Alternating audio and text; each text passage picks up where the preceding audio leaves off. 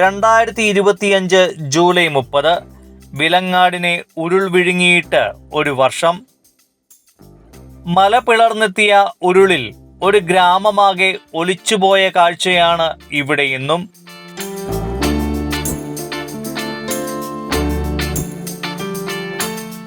ഇവിടെയുള്ളവരുടെ വസ്തുവകകളും ഒരായുസിന്റെ സമ്പാദ്യവും മലയിറങ്ങിയ ഭ്രാന്തൻ കല്ലിൽ തട്ടിത്തകർന്നു.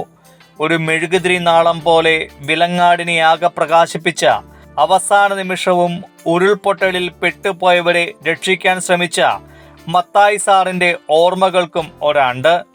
പള്ളിയിൽ വിശുദ്ധ കുർബാനയും മത്തായി സാറിന്റെ ഓർമ്മകൾ ഉറങ്ങുന്ന സെമിത്തേരിയിൽ ഒപ്പീസും നടന്നു. എൻ്റെ പേര് വിൽസനാണ്.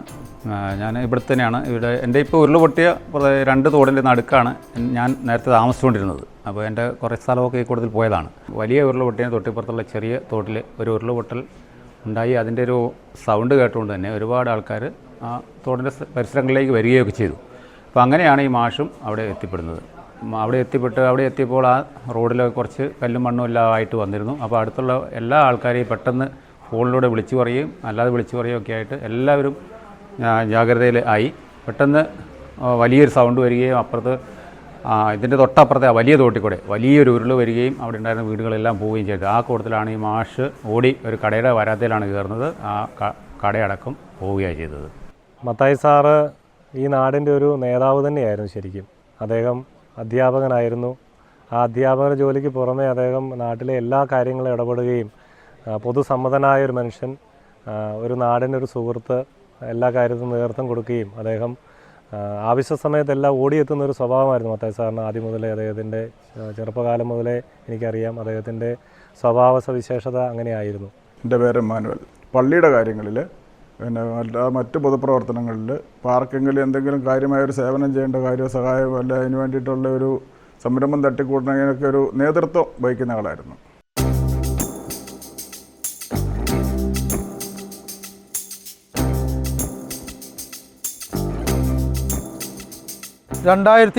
ജൂലൈ 29 പാതിരാത്രി വിലങ്ങാടുകാരെ സംബന്ധിച്ചിടത്തോളം പറഞ്ഞാൽ ഒരിക്കലും ഓർക്കുവാൻ ഇഷ്ടപ്പെടാത്ത ഒരു രാത്രിയായിരുന്നു.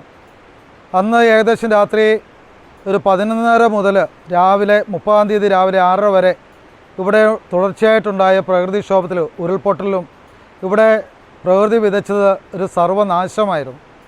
ഈ സർവനാശത്തിൽ ഇവിടെയുള്ള 13 വീടുകൾ മൊത്തമായി 33 വീടുകളിൽ ഒട്ടുമേ വാസയോഗ്യമല്ലാത്തതുമായും ആയിട്ട് വീടുകൾ മാറുകയുണ്ടായി.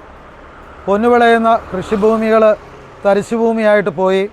ഇവിടുത്തെ ഒരു മുഖ്യമായിട്ടുള്ള ഒരു കൃഷി എന്ന് പറയാൻ പറ്റത്തില്ല എങ്കിൽ പോലും വലിയൊരു ആദായമാർഗ്ഗമായിരുന്നു ഇവിടുത്തെ തേക്കുകൾ. ഈ തേക്കുകൾ മുഴുവനും ഈ മലവെള്ളപ്പാച്ചിലിൽ നഷ്ടപ്പെട്ടു പോയി എന്നുള്ളത് വലിയൊരു വേദനാജനകമായിട്ടുള്ളൊരു യാഥാർത്ഥ്യമാണ്. ഇതായിരുന്നു മഞ്ഞച്ചില്ലി എന്ന് പറയുന്ന ഒരു അങ്ങാടി. ഞങ്ങളുടെ അങ്ങാടിയായിരുന്നു ഇത്. ഇവിടെ ഒരു 2 നില 6 മുറിയുള്ള ഒരു പീടികയും ഇവിടെ ഒരു 3 മുറിയുള്ള ഒരു പീടികയും ഇവിടെ ഒരു വായനശാലയും ഒരു കുരിശുപള്ളിയും ഉണ്ടായിരുന്ന ഒരു അങ്ങാടിയായിരുന്നു ഇത്. ഞങ്ങളെല്ലാവരും വൈകുന്നേരങ്ങളിൽ ഒന്നിച്ചു കൂടുന്ന ഈ മത്തായി മാഷ് അടക്കം എല്ലാവരും ഞങ്ങൾ ഒന്നിച്ചു കൂടി ഇവിടെ ഇരുന്ന് നാട്ടുകാര്യങ്ങൾ ലോകകാര്യങ്ങളൊക്കെ ചർച്ച ചെയ്യുകയും ചായ കുടിക്കുകയും പിരിയുകയും ചെയ്തിരുന്ന ഒരു അങ്ങാടിയായിരുന്നു. ആ 29 തീയതി വൈകുന്നേരവും ഞങ്ങൾ ഇവിടെ കൂടിയതിന് ശേഷം പിരിഞ്ഞതാണ്. 30 തീയതി നേരം എടുത്ത് നോക്കുമ്പോഴാണ് ഈ അങ്ങാടിയിൽ ഒരു സ്ഥാപനം പോലും അവശേഷിപ്പിക്കാതെ എല്ലാം നശിച്ചു. ആ കൂട്ടത്തിൽ തന്നെ മാഷും നഷ്ടപ്പെട്ടു.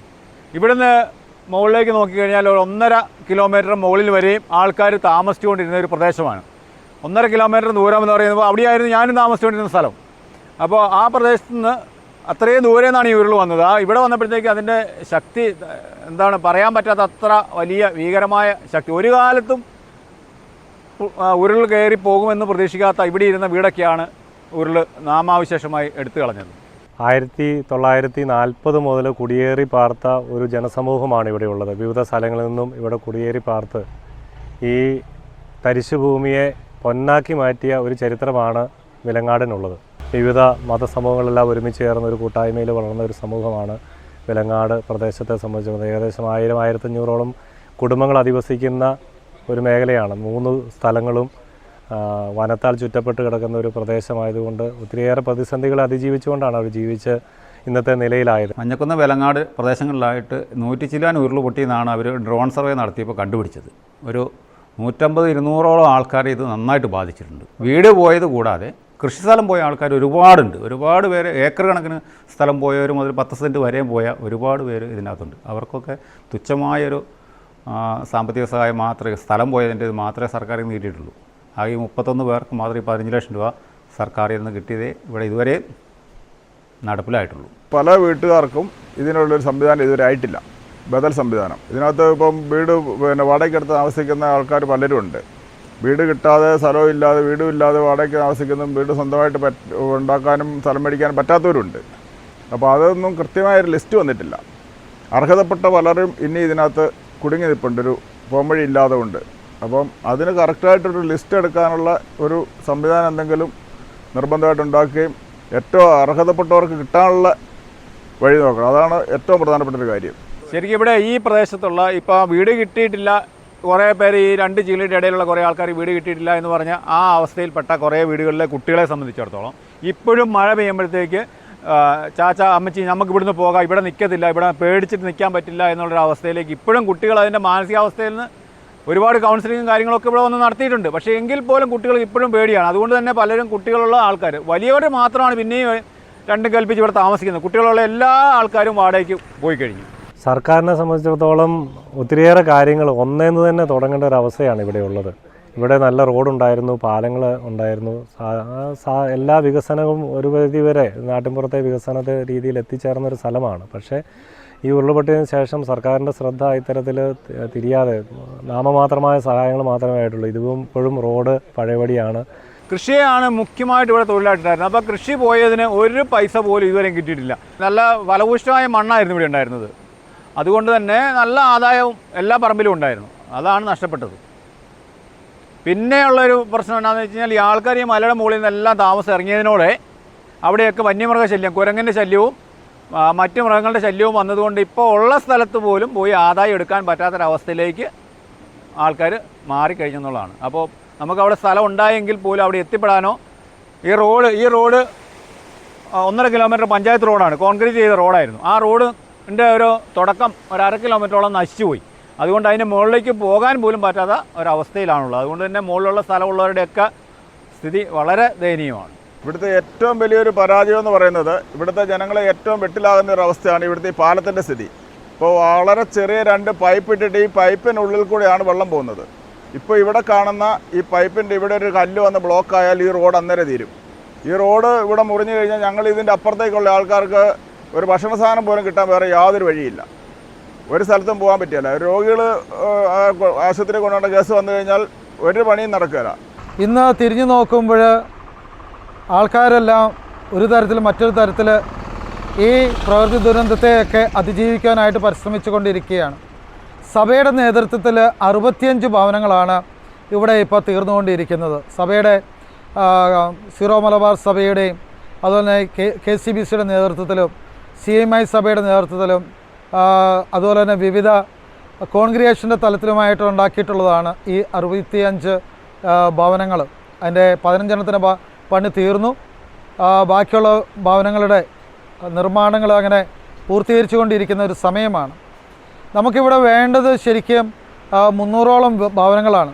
എന്ന് പറഞ്ഞാൽ ഈ വീടുകളിൽ പ്രത്യക്ഷത്തിലല്ല എങ്കിൽ പോലും പരോക്ഷമായിട്ട് ഇവിടെ ഈ പ്രദേശത്തെ മൊത്തം ആൾക്കാരെ ബാധിച്ചിട്ടുണ്ട്. പ്രത്യേകിച്ചും ഈ മലയോരങ്ങളിൽ പലർക്കും താമസിക്കാൻ പറ്റാത്ത സാഹചര്യം. അപ്പോൾ ഒരു കാര്യമായൊരു പുനരധിവാസം നമുക്ക് ഇവിടെ ആവശ്യമാണ്. ഈ സർക്കാരിൻ്റെ ഭാഗത്തുനിന്നുണ്ടാകുന്ന വിവിധ വകുപ്പുകൾ തമ്മിലുള്ള ഏകോപിപ്പിക്കുന്നതിൻ്റെ ഭാഗമായിട്ടാണ് പലപ്പോഴും പല നീക്കങ്ങളും തടസ്സപ്പെടുന്നതെന്നുള്ളതാണ് മനസ്സിലാക്കിയിട്ടുള്ളത്. ഇപ്പോൾ തന്നെ ഉണ്ടായിട്ടുള്ള ഈ ഏകോപനത്തിൻ്റെ ഒരു വലിയൊരു പോരായ്മ എന്ന് പറയുന്നത് സഭ ഭവനം വെച്ച് കൊടുക്കുന്നവർക്ക് തന്നെയാണ് സർക്കാരിൻ്റെ പുനരധിവാസ പട്ടികയിൽ പേര് വരികയും അവർക്ക് പണം ലഭിക്കുന്നത്. ഇത് നേരത്തെ പബ്ലിഷ് ചെയ്യുകയാണെന്നുണ്ടെങ്കിൽ ഈ സർക്കാർ ലിസ്റ്റിൽ വന്നവരെ ഒഴിവാക്കിക്കൊണ്ട് ബാക്കിയുള്ളവരെയും കൂടെ നമുക്ക് സഭയുടെ ലിസ്റ്റിൽ പെടുത്താനും അത്ര കൂടുതലായിട്ട് നമുക്കിവിടെ ഭവനങ്ങൾ പണിയാനായിട്ട് സാധിക്കുമായിരുന്നു. ഏകദേശം 120 വീട് പണിയാൻ സാധിക്കുന്ന ഒരു അവസ്ഥാവിശേഷത്തിലാണ് ഇപ്പോൾ ഏകദേശം ഈ 65 ഭവനം കൊണ്ട് നമ്മളുടെ പണി അവസാനിക്കുന്ന ഒരു പ്രശ്നമായിട്ട് തന്നെ നിലനിൽക്കുകയാണ്. കൃഷിഭൂമികൾ പൂർണ്ണമായിട്ടും നഷ്ടപ്പെട്ട ആളുകൾ നിരവധിയാണ് ഇവിടെ. അപ്പോൾ അവരെ സംബന്ധിച്ചിടത്തോളം അവർക്ക് മുന്നോട്ട് ജീവിക്കാനുള്ളൊരു ബുദ്ധിമുട്ട് ഇപ്പോൾ നേരിടുന്നുണ്ട്. അവർക്ക് സത്വരമായ സഹായം, അടിയന്തരമായ സഹായം എത്തിക്കുക എന്നുള്ളതാണ് ഏറ്റവും പ്രധാനപ്പെട്ട സാഹചര്യം എന്നത്.